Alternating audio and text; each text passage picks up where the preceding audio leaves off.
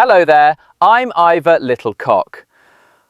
Ah yes, the equinox. Because when the sky looks like it's been scribbled on by aerospace perverts and every season feels like it's been put through a fucking mincer, what the public desperately needs is a calm little explainer about whether day and night are technically equal. That's always how they do it, isn't it?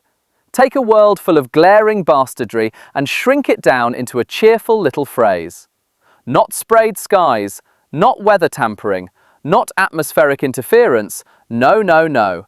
Happy equinox. Happy equinox. It sounds like a supermarket yogurt. And then they do that official language trick. They take a phrase that sounds obvious, then tell you it doesn't mean what it sounds like, and somehow you're the idiot. Equinox doesn't actually mean equal day and night all day. Oh, brilliant. So we're starting with a word that sounds like exactly what people think it means, then acting smug when it turns out to be one of those little technical gotchas for cardiganed bores and weather ponces.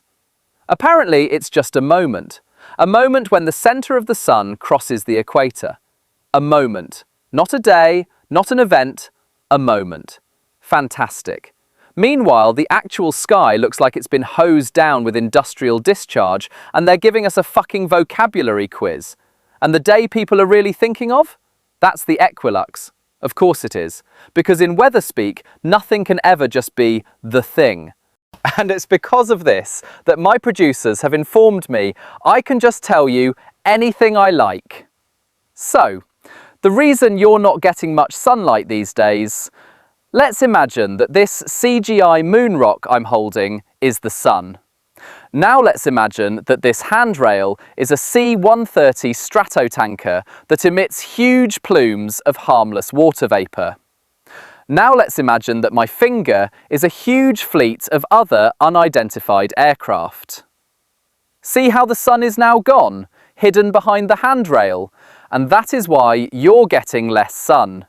Giant space handrails. Equinox, equilux. Look at that. 2 words for one sky, and neither of them explains why it looks like a chemically abused shower curtain. And in the UK, it's not even on the same day. The equal-ish light day comes a few days before one equinox and a few days after the other. Isn't that lovely? Isn't that useful? Doesn't that just solve all your pressing concerns while the atmosphere looks like a public experiment carried out by liars in high vis? Then they tell you why. The sun's a disk, not a point. The atmosphere bends light. Right, great. The atmosphere bends light. The atmosphere bends light. The same atmosphere that now looks like it's being stretched, smeared, seasoned, and basted by weird bastards with a budget. Ivor Littlecock is here to say this. If the sky looks wrong, if the seasons feel wrong, if the rain feels wrong, if the whole atmosphere looks like somebody's been using it as a scratch pad for 20 bastard years, then you can take your happy equilux and shove it directly up the polished arse of every soothing little fraud, still pretending this is all just quaint natural variation. That's your takeaway. Not equal day and night, equal contempt. Equal contempt for the public, equal contempt for your eyes, equal contempt for anyone still dim enough to think a soft voice and a weather graphic turns obvious bollocks into truth. I'm Ivor Littlecock. This has been What a Load of Crank, and if you've enjoyed today's state-approved distraction dressed up as sky science, do what they always tell you to do and subscribe, because apparently the bullshit now comes with a call to action.